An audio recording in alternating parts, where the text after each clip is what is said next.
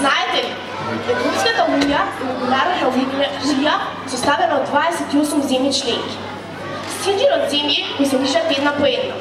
Оние кои го задоволуваат критериумот на поставените услови од страна на унијата, влегуваат капалка во синџирот. Македонија! Зашто таа не заслужила да биде алка од синџирот, да биде дел од тие благородни земји? Ме прашувам вас, членовите од останатите земји, зинавте ли воопшто во производството на мојата прекрасна земја? Згазнавте ли на тлото од патот по кој ние одиме? Како билете дојдете, видите мојата татковина, прижите раката на нашиот човек и почувствувајте го топлината на срцето, седнете на нашата маса, осетите го гостопримливото срце кое ве чека со отворени раце. Видете ја нашата благородна и најубава убавина на оваа Македонија. Тоа се нашите подароци од природата, од мајката природа.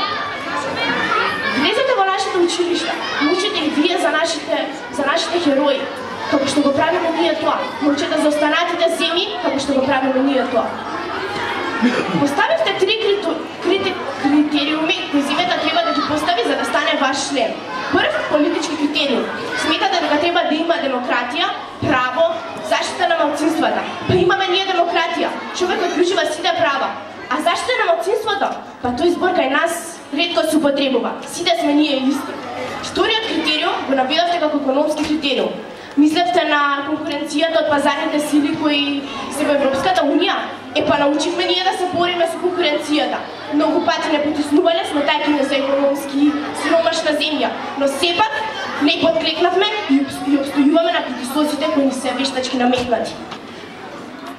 Институционалниот критериум, врзано за административниот капацитет. А кога сме веќе кај административниот капацитет, повелете дојдете самите и уверете се. Топло ве советувам. Зајакнете го синџирот со уште една земја наречена Македонија.